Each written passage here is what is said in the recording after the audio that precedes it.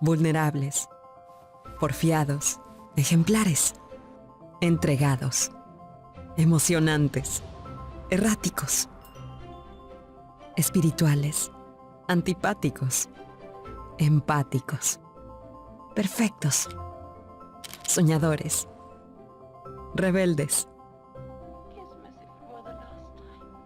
sensibles, humanos. La medicina debe ser más humana. Muy bien, muy buenas tardes con todos nuestros oyentes que están participando en este webinar que Humana ha preparado para el día de hoy. Sabemos que hay infinidad de inquietudes en torno al COVID-19 y es por eso que el día de hoy trataremos sobre las diferencias que existen entre las pruebas rápidas y las pruebas PCR. ¿Cuándo debemos realizar la una? ¿Cuándo la otra? ¿Bajo qué síntomas? Es para Humana un gusto y un honor tener con nosotros otra vez al doctor Clever Sáenz. Él es doctor en medicina y especialista en patología y laboratorio clínico por la Universidad Central del Ecuador. Es director de patología de clínica y medicina de laboratorio de la Universidad Central del Ecuador. También es profesor titular de la cátedra Metodología de la Investigación y Bioestadística en la carrera de Medicina de la Universidad Central del Ecuador. Es también presidente de la Sociedad Ecuatoriana de Patología Clínica, Medicina de Laboratorio. Vicepresidente de Acreditación y Control de Calidad de la Asociación Latinoamericana de Sociedades de Patología Clínica y Medicina de Laboratorio. Cuenta con varias publicaciones científicas. Además, ha sido consultor nacional e internacional. Recordamos a nuestros participantes que después de la charla del doctor pueden ingresar sus preguntas en www.menti.com con el código 911-5238. 911-5238. Sin más, doctor, le doy la bienvenida y le dejo para que nos instruya. Cristina, muchísimas gracias por tu bienvenida. Para mí es un gusto estar nuevamente con ustedes, agradecer a Humana por la gentil invitación. Pues ahora nos convoca un tema muy interesante, un tema nuevo para el público en general, no tan nuevo para quienes estamos en el área de la medicina de laboratorio, porque vamos a hablar de un grupo de pruebas que se llaman los test de antígenos, que se han implementado para SARS-CoV-2 y que se han difundido, digamos, recientemente por los medios de difusión pública. La idea del webinar de hoy, no sé si está compartida en mi pantalla o no en este momento. La idea del webinar de hoy es comentar con la gente. Entendemos que hay un público diverso, público general no médico, y también tendremos algunos colegas probablemente de algunas especialidades que están vinculados también al webinar, y creo que la información va a ser interesante para todos. Estos test de antígenos son test nuevos en el público, como les comentaba, y tienen indicaciones particulares y tienen restricciones particulares de uso como cualquier otra prueba diagnóstica. Como habíamos conversado la vez pasada, es importante entender que este es un virus muy exitoso, un virus que se mueve silentemente, que trabaja, que genera un montón de población asintomática. Se estima que entre el 50 y el 80% de personas que tienen la enfermedad no tienen síntomas. Y por ende son los grandes transmisores de la enfermedad, y por eso la necesidad de cumplir con las indicaciones que se han difundido, básicamente el aislamiento social, básicamente el lavado de manos y el uso de una mascarilla para disminuir la transmisión de las gotitas de flujo. En medio de este virus tan biológicamente exitoso, es importante entender el uso de las pruebas diagnósticas, como lo habíamos comentado la vez pasada, dependiendo de la fase de la pandemia en la que hemos estado, ¿no es cierto? Por marzo estábamos en la fase 1 cuando aparecieron los primeros casos, el primer caso índice, luego la fase 2 cuando eran casos aislados, luego la fase explosiva que la vimos fuertemente en Guayaquil en los meses de mayo, junio, y luego estamos ya en esta fase epidémica y en esta epidémica tardía en la que aparentemente nos encontramos. Yo he hecho un análisis somero, digamos, del comportamiento de la incidencia de la enfermedad considerando el exceso de muertes de frente a los 2 años pasados, y la tasa de incidencia que esperamos a partir del número de exceso de muertes, considerando una letalidad del 2.5%, es que ahora tengamos entre el 0.5 y el 0.6% de casos cada mes. que es una cifra bastante menor a la que manejábamos hace un par de meses, donde estaba entre el 1 y el 2%, y en el pico de fase epidémica llegó a ser tan alta como el 10% de incidencia, o sea, de casos nuevos. Estoy hablando de la población total. Digo, el 10% de 17 millones es 1 millón y pico de personas, de tal manera que son datos importantes. Entonces, sí se ha ralentizado, sí ha bajado la velocidad y la importancia y la cantidad de sujetos enfermos mes a mes, y se evidencia en la no congestión todavía de los centros hospitalarios. Tendremos que esperar para ver qué es lo que sucede. Lo cierto es que en esta fase ya de epidemia tardía, es muy importante tener claro el uso de las pruebas diagnósticas. Y cuando uno mira las pruebas diagnósticas que manejamos habitualmente, uno tiene básicamente tres tipos de pruebas diagnósticas. Las pruebas de RT-PCR, que siguen siendo la prueba diagnóstica de elección para detección de casos de SARS-CoV-2, siempre y cuando transcurran 5 días del contacto de riesgo o al menos 24 horas desde el inicio de síntomas, que es donde la prueba comienza a tener la capacidad de detectar el virus y permanece positiva habitualmente un par de semanas, aunque como vimos en el webinar pasado, puede mantenerse positiva 20 días, 30 días y en algunos casos mantener picos de positividad a lo largo del tiempo en algún porcentaje de la población. Por el otro lado están las pruebas de anticuerpos, de las que conversamos en el webinar anterior también, y que dijimos que lo que demostraban era la respuesta inmune del sujeto, de la defensa, de frente al ataque de un organismo extraño. Y que resumíamos la vez pasada que la mediana de aparición, o sea, el 50% de personas infectadas desarrollan anticuerpos a partir del día 12 a 14 luego del contacto infeccioso, y que alcanzan estas pruebas la mejor capacidad para detectar la presencia de anticuerpos entre los 14 y los 15 días luego del inicio de síntomas o luego del PCR de diagnóstico. En medio de estas dos pruebas diagnósticas, digamos, aparece ahora esta prueba de aquí que se llama el test de antígeno. Y el test de antígeno es una prueba interesante porque es una prueba que detecta el virus igual que el PCR, pero con un principio diferente. Este test de antígeno lo que va a hacer es ir a buscar unas proteínas específicas que están en el virus y va a tratar de pescar estas proteínas y a partir de eso identificar la presencia del virus. La ventaja que tiene este test de antígeno es que se lo hace rápidamente, no necesita una gran infraestructura, emplea la misma muestra que se usa para el PCR, es decir, el hisopado nasofaringio y orofaringio, pero tiene algunas restricciones de uso, que es de lo que vamos a conversar ahora, porque resulta que el test de antígeno, así como lo vemos aquí, parecería ser que reemplaza la PCR. Y la respuesta es que no la reemplaza necesariamente en todos los casos. La reemplaza en casos puntuales en donde sea necesario. ¿Ya? Y entonces vamos a revisar un poco qué es esto de estas proteínas que pesca este test de antígeno. Si ustedes se fijan, esta es la estructura del virus, y el virus tiene algunas proteínas, unas proteínas de la envoltura que están en la membrana esta que envuelve a la cápside, que se llama la cápside viral, unas proteínas de membrana que están aquí, proteína M, unas proteínas que están en estas coronas del virus, que son los spike, las espigas, que al parecer son las proteínas que menos cambian en este virus, ¿ya? Y por acá está el RNA viral y hay unas proteínas que están en la nucleocápside, ¿ok? Todas estas, de alguna manera, son definidas como antígenos. ¿Qué es un antígeno para las personas que no manejan la parte médica o la parte de diagnóstico? Cualquier sustancia que es capaz de generar una respuesta inmune es un antígeno. Cuando uno consume, por ejemplo, un alimento que está dañado y hay una toxina de una bacteria y nos genera una respuesta inmunológica, pues ya se califica como un antígeno. Un virus, una bacteria, un parásito que tiene la capacidad de que nuestro sistema inmune reaccione produciendo estas proteínas que están aquí, que se llaman anticuerpos, será un antígeno. Los científicos, cuando desarrollan las pruebas diagnósticas, buscan entonces cuáles de estas proteínas tienen la mejor capacidad para desarrollar respuesta inmunológica. Y al parecer, esta proteína de la espiga, del spike, es de las que mejor respuesta inmune desarrolla. Entonces, lo que hace esta espiga es generar la producción de anticuerpos que van a ubicarse contra ese antígeno.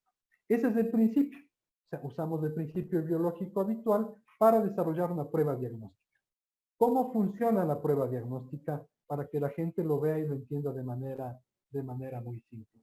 La muestra fresca tomada del hisopado nasofaringeo, miren aquí está la gráfica de donde llega el hisopo a raspar la mucosa de la nasofaringe. Esta muestra es mezclada con una sustancia que se llama buffer, que es una sustancia química fundamentalmente, y se acompaña de la muestra, 100 microlitros de muestra y algunas gotitas de este reactivo. Se hace una agitación, se espera un tiempo para que en la lámina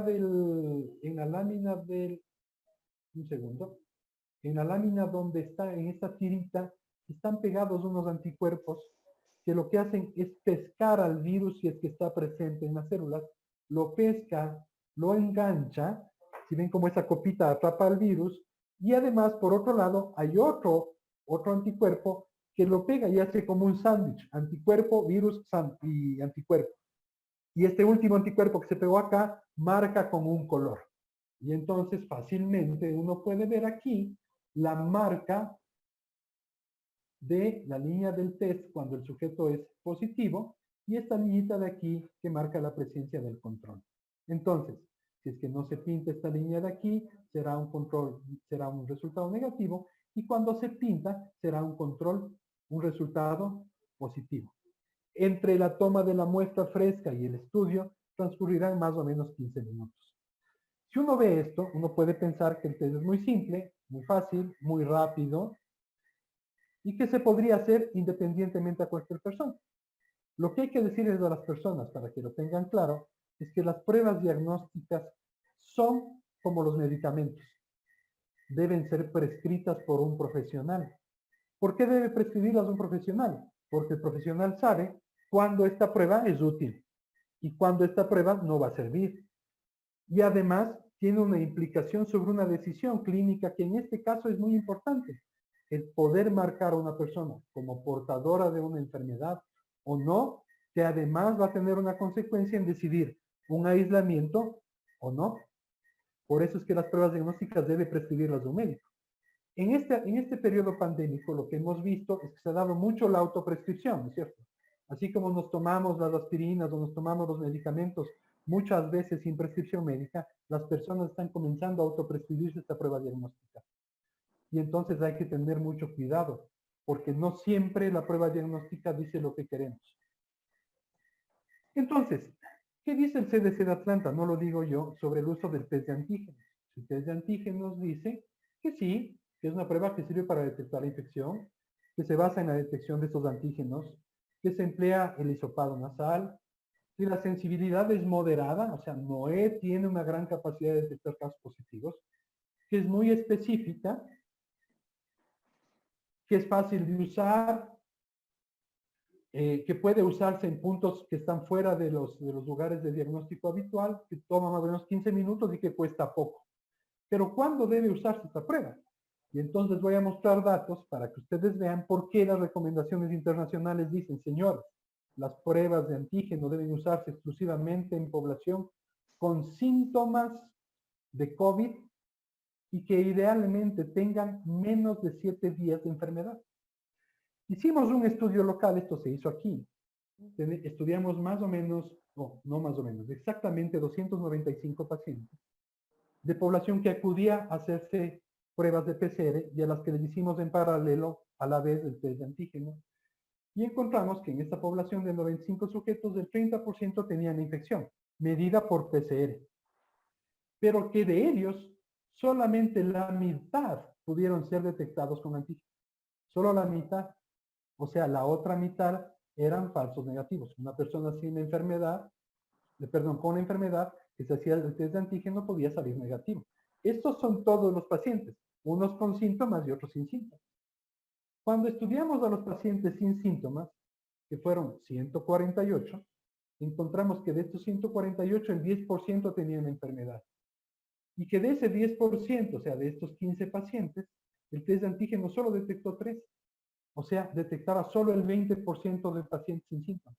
Por eso es que la Organización Mundial de la Salud dice, señores, si usted no tiene síntomas, si usted tiene pacientes sin síntomas, no use test de antígeno, porque no va a detectar casi a nadie. Si uno mira por acá y uno ve en los pacientes con síntomas, independientemente de los días de síntomas, habían 147 sujetos en donde el 50%, miren, 74, tenían la enfermedad. Y el test de antígeno pudo pescar casi al 55%, 60%, digamos. Cuando estos pacientes sintomáticos o pacientes con síntomas tenían menos de 11 días de síntomas, ya la prueba, miren, ahí había el 53% de enfermos y la prueba podía detectar casi a 7 de cada 10. Ya mejoraba porque eran pacientes con síntomas. Y cuando los pacientes tenían menos de 5 días de síntomas, la prueba puede detectar el 72.2%. En el mejor de los casos podría detectar hasta el 80% de casos con la enfermedad. Por eso es que esta prueba está reservada para pacientes con síntomas. Porque entonces el médico, al ver un paciente con síntomas y que tiene la prueba positiva, indefectiblemente va a decir, este sujeto es positivo y va a decidir algo. Va a decidir el aislamiento o lo va a decidir remitir dentro del hospital a las áreas que son reservadas para pacientes infectados por COVID. Por eso debe reservarse para eso. La recomendación internacional es, señores, si usted tiene todos los síntomas y el test de antígeno le dice que es negativo, no le haga caso al test de antígeno porque hay una alta probabilidad de que sea un falso negativo. Tenga cuidado, sea prudente, hágase un PCR, aíslese. Tiene, como ven, aplicaciones muy específicas porque está relacionada con la carga viral. No lo digo yo, lo dice la Organización Mundial de la Salud, que nos dice que esta prueba tiene un desempeño entre el 80 y el 94% de capacidad de detección, pero en pacientes con síntomas de entre 5 y 7 días, donde uno espera tener una alta carga viral en la orofaringe. De tal manera que por eso mismo la Organización Mundial de la Salud define solo ciertos escenarios para usar la prueba. Miren, señores, esto se puede usar en brotes. Cuando tengamos un brote donde esperamos que gran parte de la población tenga la enfermedad, yo estoy autorizado a usar esta prueba de manera masiva. Mientras tanto, no, debería usarla exclusivamente en pacientes que tienen síntomas. En investigación de brotes, para mostrar tendencias de la incidencia de la enfermedad en trabajadores esenciales y sanitarios, porque sabemos que hay más probabilidad de que tengan la enfermedad. Quizás entonces, nuestros colegas que trabajan en terapias intensivas, que están en primera línea, las personas que están en riesgo directo de tener mayor contacto con la infección, podríamos tamizarlos con el test de antígenos, ¿ya? Pero para los que somos comunes mortales que andamos por la calle y no tenemos síntomas, no es buena idea hacernos un test de antígenos. Mire, un resultado negativo no necesariamente descarta la infección activa, por lo que les comenté. Deben ser test validados, o sea, no puede ser cualquier test, debe ser un test donde quienes implementan la metodología hagan una evaluación como la que hemos demostrado a ustedes para decidir cuáles son las condiciones de desempeño de esta prueba, que también funciona para detectar enfermos, que también funciona para confirmar sanos, ¿ya? Lo que sí sabemos es que cuando un paciente tiene síntomas y la prueba es positiva, indefectiblemente va a ser positiva. ¿En qué pacientes o en qué personas? Cuando tengamos síntomas. De tal manera que si usted tiene duda de si tiene la infección o no, porque se encontró con su compadre que estuvo infectado hace 6 o 7 días y no tiene síntomas, no se haga un test de antígeno, hágase un PCR. Esa es la idea de lo que queremos transmitir.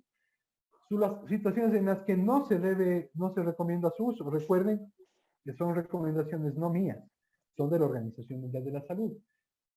En individuos sin síntomas, debemos que la persona sea un contacto de un caso confirmado, y yo le añadiría si es que no tiene un PCR cerca. En zonas sin casos confirmados o con casos esporádicos, en ausencia de medidas adecuadas de prevención y de bioseguridad para el manejo de la muestra, pacientes cuyos resultados en el test no supongan un cambio de manejo. Si yo ya tengo un paciente que está confirmado el contacto, que tiene la sintomatología, que tiene un PCR positivo, ya para qué le hago un test de antígeno. No necesita. No debe ser usado para controles de aeropuertos y fronteras porque la probabilidad de tener viajeros sintomáticos positivos es muy baja, y como cribado en donantes de sangre, pues ni pensarlo, porque ya sabemos que en asintomáticos detecta menos de la mitad de los sujetos portadores de la enfermedad. Estas recomendaciones de uso de este test son muy importantes para que las manejemos los médicos, pero que también debe conocerlas la población, para que entiendan el riesgo de autoprescribirse una prueba de estas. Y el riesgo que significa que si usted no tiene síntomas, se haga esta prueba, vea el resultado que es negativo y piense que no tiene la enfermedad, cuando en realidad pueda tenerla, pero simplemente la prueba no tiene capacidad de detectarla porque usted no cumple el criterio para hacerse este estudio. Tener síntomas por debajo de los 7 días y obviamente el antecedente del contacto epidemiológico. Esto es un poco de lo que yo les quería comentar ahora en este corto tiempo, y es decir, en las personas, infórmese bien cuando usted escuche de pruebas diagnósticas. Las pruebas diagnósticas, aunque parezcan simples, deben ser hechas por profesionales de laboratorio que estén autorizados. Las pruebas deben ser pruebas que hayan sido demostradas en su valor de uso, y además, idealmente deben ser prescritas por un médico para ser usadas en el momento clínico adecuado. Entendemos que esta pandemia, como dice el cartel que les pongo ahí, nos ha obligado a cambiar muchas cosas y nos ha obligado a adaptarnos, pero tenemos que adaptarnos dentro de un entorno de información adecuada, y llevando esa información de la manera más tranquila posible, porque también el miedo y el pánico nos puede generar tomar malas decisiones. Creo que es lo que podemos comentar hasta ahora. Muchísimas gracias. Gracias, doctor. Hasta que empecemos a leer las preguntas que tienen nuestros participantes, pues les recuerdo que pueden ingresar a www.menti.com y tienen que ingresar o digitar el código 911-5238. Doctor, hay una infinidad de información, ¿no? Un poco lo que hablábamos ahora, gracias a las redes y todo, sí se da un espacio para la desinformación y a veces nos queda cerca o nos es más familiar tal vez el consejo de un amigo, lo que leímos en una página, lo que, no sé, nos comentaron en un grupo. Ahora realmente tenemos un bombardeo de información, ¿no es cierto? Entonces, y a veces decimos, ¿cuáles síntomas? Aquí nos ha pasado, ¿no? Nosotros ya estamos en la oficina y a veces de repente uno oye toser a alguien y Dios mío, quiere salir corriendo, ya empieza uno también a sentir que ya se enfermó. ¿Qué síntomas deberían ser estos que disparen la alarma, ¿no? Que nos digan, a ver, deberíamos hacer una o tal prueba. Sí, en realidad, Cristina, que sí uno agarra pánico hasta estornudar cuando se le atraviesa algo en la garganta porque la gente se asusta. En verdad, los síntomas, digamos, cardinales que tenemos son básicamente la fiebre, una fiebre alta, persistente por sobre los 38.5 grados centígrados, es una fiebre alta. La dificultad respiratoria, la dificultad del cansancio fácil, si uno subía habitualmente un piso por la escalera sin problema y de repente tiene una gran fatiga, el dolor de la región, la gente dice me duelen los pulmones, ese dolor acompañado de esa fatiga respiratoria es otro síntoma.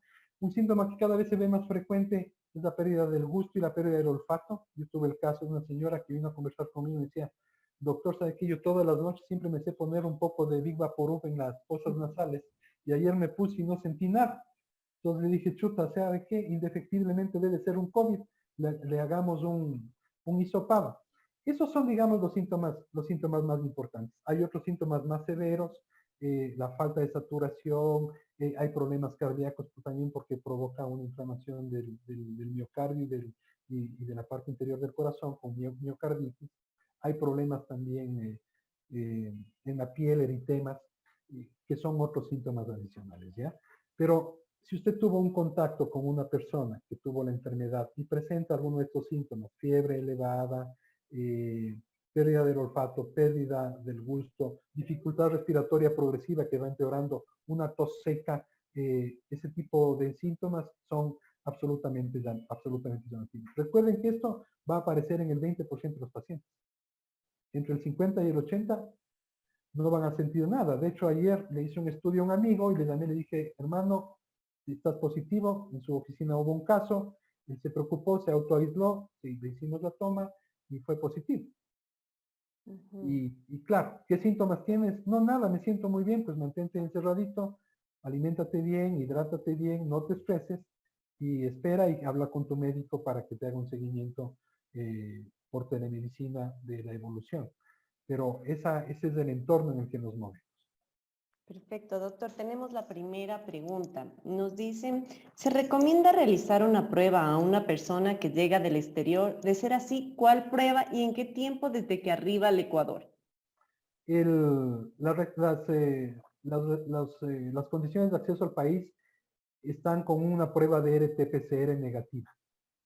La prueba de RT-PCR debe tener entre 48 y 72 horas previa a la llegada al país y con eso la persona ingresa. No pruebas rápidas porque ya sabemos que la prueba rápida es demasiado tardía, es RT-PCR. No antígenos porque ya sabemos que tampoco nos funciona. Dice, ¿por qué a veces la prueba cuantitativa sale positiva y al hacer inmediatamente la PCR sale negativa? Esto ocurre sobre todo en embarazadas.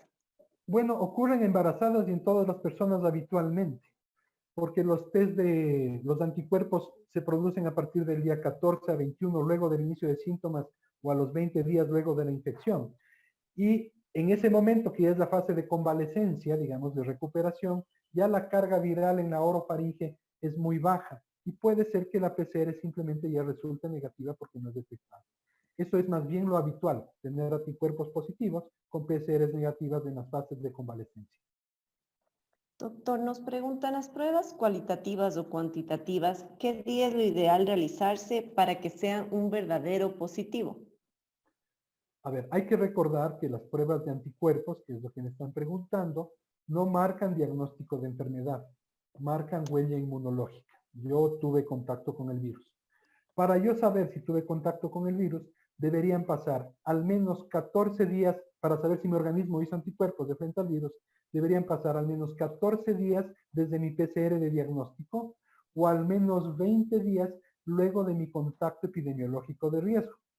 Idealmente uno debería hacerse anticuerpos totales porque tienen una capacidad mejor de detectar la presencia de anticuerpos.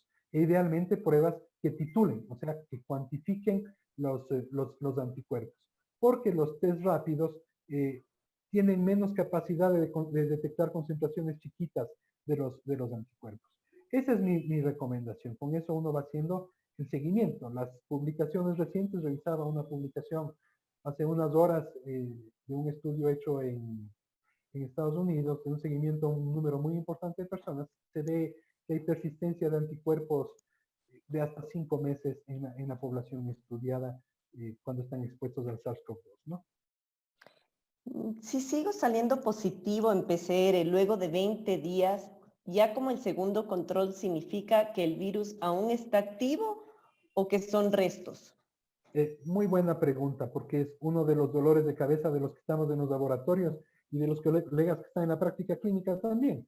Un paciente, según la Organización Mundial de la Salud, el CDC de Atlanta, luego de que yo hice el PCR de diagnóstico, y si yo no tuve síntomas, 10 días luego puedo ser dado de alta.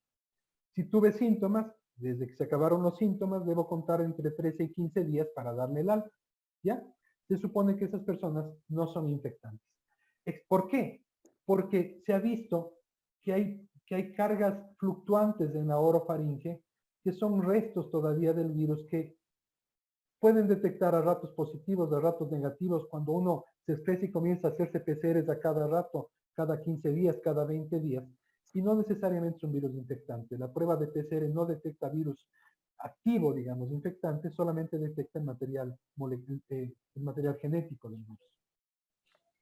¿El test de antígeno es lo mismo que el hisopado? No, el hisopado es la muestra, es el tipo de muestra. El hisopo es el palito que nos introducen por las fosas nasales y que toma la muestra del raspado de la mucosa nasofaringea. Ese es el hisopado. Y el test es la forma en la que yo manejo esa muestra. En el caso del test de antígeno, pues como les expliqué hace un momento, y en el caso de la biología molecular, usa la misma muestra para detectar el material genético del virus.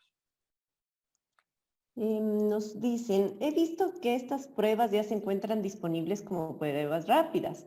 ¿Las podrían aplicar los médicos ocupacionales en una empresa o solo están recomendadas las que se realizan en un laboratorio? A ver, en principio las pruebas deberían ser hechas por profesionales de laboratorio, al colega médico ocupacional.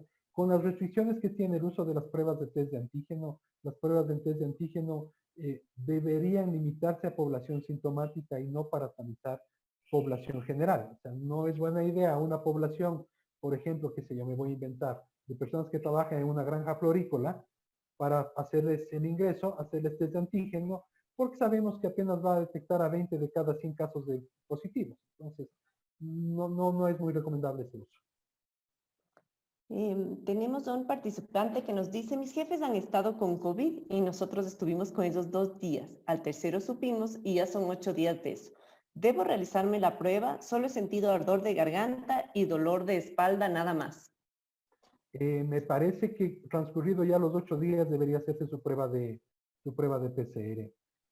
Es muy difícil con esos dos datos poder dar alguna información clínica adicional, pero con el contacto epidemiológico cercano, usted califica para hacerse una prueba de PCR. Debería mantenerse aislado, hacerse su prueba de PCR, esperar el resultado, consultar con su médico y tomar una decisión conjunta.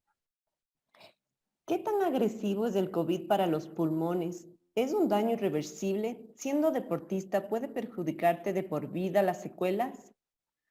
Muy buena la pregunta y de muy difícil respuesta. Lo que se ha visto es que las respuestas, la respuesta al virus es más bien una respuesta individual. Eh, Existen personas que superan la infección sin nada, sin ninguna secuela, sin ningún problema. Hay otras personas que mantienen un problema respiratorio, no logran la saturación adecuada, parece que deja una secuela de fibrosis pulmonar, independientemente de la edad, ¿no? O sea, existen personas, adultos mayores que se recuperan de la infección sin mayor problema, y también existen personas, adultos jóvenes o adultos maduros como yo, que también han fallecido. Yo tengo algunos colegas, compañeros míos de profesión que lastimosamente han sido parte de las estadísticas de fallecimientos debido a esta pandemia. La pérdida del olfato o gusto que se prolonga más allá de los 14 días o la diarrea que aparece después de los 14 días ameritan prolongar el aislamiento. Según las evidencias y las recomendaciones de la Organización Mundial de la Salud, no son criterios para prolongar el aislamiento. Sin embargo, como les digo que es un tema individual, requeriría ser evaluado también por su médico porque debería ser una evaluación más integral. Auscultar sus pulmones, revisar quizás con una ARX, una tomografía, no lo sé, dependiendo de cada caso. Doctor, ¿puede el COVID presentarse en forma de gripe? Nos preguntan. ¿Se aconseja hacerse una prueba o simplemente pasar la gripe con cuidados? Eh, Hay síntomas de los estados gripales que no son necesariamente similares al COVID. O sea, el COVID no es un estado gripal. No tienen los casos de lo que hemos visto y de lo que está publicado en la literatura, la clásica rinorrea, una conjuntivitis fuerte. Eh, lo que hay que preguntarse es, de frente a este episodio gripal, ¿yo he tenido un antecedente de contacto de riesgo? He sido poco cuidadoso y ortodoxo en mi vida personal al llevar mis cuidados de protección. He estado en lugares masivos, he tenido contacto con un infectado conocido. De frente a eso hay que tomar la decisión. Muy bien. ¿Se puede perder la inmunidad al COVID-19? Como les comentaba, algunos estudios muestran persistencia de anticuerpos más o menos de entre 5 y 6 meses, de lo que hemos visto en las publicaciones y de lo que hemos visto también nosotros en algunas muestras que tenemos de seguimiento en poblaciones especiales. Eh, lo, que, lo que es alentador es que hay algunas publicaciones que han estudiado este otro componente de la inmunidad, porque no solo respondemos con anticuerpos, sino que también generamos unas células especializadas que son linfocitos T, que son especializados en comerse al virus. Parecería ser que hay una muy buena reserva de células de inmunidad celular que se guarda y que puede ser más persistente por sobre los anticuerpos. Todavía nada es concluyente porque todo está en fase de investigación, de estudio, es algo demasiado reciente. Si me hacen una prueba hoy, pero estuve expuesto al contagio el día anterior o el mismo día de la prueba, ¿esta prueba detecta cuánto tiempo ha de pasar desde que se produce el contagio hasta que recibo la prueba para que el resultado sea fiable? Buena pregunta. Si tuvo el contacto del día de hoy con el sospechoso, entre el día de hoy y los 5 días posteriores no va a haber ninguna prueba que detecte la enfermedad hasta el momento. Ninguna. A partir del quinto día, el RT-PCR puede detectar la enfermedad. Y si usted tiene síntomas, el test de antígeno podría detectar la enfermedad.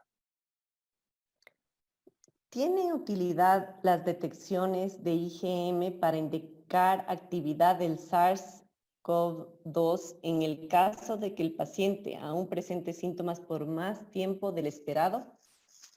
Gracias. La pregunta seguramente es la pregunta de algún colega médico, de algún colega de laboratorio. En honor a las personas que no son del área, vamos a explicar que cuando uno tiene una respuesta inmunológica, se producen dos tipos de proteínas de anticuerpos. Unas que se llaman M, que son en teoría las de la respuesta aguda e inmediata, y luego la respuesta más madura, que son las anticuerpos IgG. Tradicionalmente, en muchas enfermedades, los médicos hemos usado los IgM como un marcador de diagnóstico. Pero en esta enfermedad que es tan anecdótica, resulta que los IgG y los IgM aparecen en el mismo tiempo. Desaparecen, luego en la convalescencia desaparecen primero los M y persisten los anticuerpos IgG. El IgM no sirve para diagnóstico. Habitualmente en algunas personas pueden permanecer positivos, pero no habla de actividad de enfermedad ni habla de enfermedad aguda necesariamente. Un participante nos dice, mi papá salió positivo en la PCR y en la rápida negativa. Y se hizo ver con un doctor y le mandó a hacer una tomografía de pulmones. Estuvo con tratamiento y ahora le hizo una prueba rápida y salió IgG e IgM. ¿Qué significa? Ya, eh, vamos a tomar la parte final. Si es una persona que tuvo un PCR positivo y ya pasó el tiempo y está ya con IgG e IgM positiva, seguramente está en una convalescencia temprana. Es decir, debe estar en el periodo entre el día 15 y el día 25, 30 post-infección, donde todavía persisten títulos de IgM. El seguimiento clínico para ver la respuesta inmune podría hacerse mensualmente para ir viendo el comportamiento, pero con titulación de anticuerpos, cuantificando. Si fue infectado 16 días atrás y ahora los síntomas están controlados, ¿qué prueba debo hacerme para saber si puedo contagiar a otra persona? En realidad, la Organización Mundial de la Salud no recomienda ninguna prueba. Solamente el criterio clínico es suficiente. Si usted tuvo su PCR de diagnóstico hoy y no tuvo síntomas, 10 días luego ya no es una persona que contamina. Si usted sí tuvo síntomas, cuenta desde el último día de síntomas 13 o 15 días y a partir de eso usted ya clínicamente es un no infectante. ¿Por qué esto? Porque si le hacemos un PCR puede ser que haya restos todavía del material genético en la orofaringe y de un resultado positivo que no necesariamente significa que sea infectante.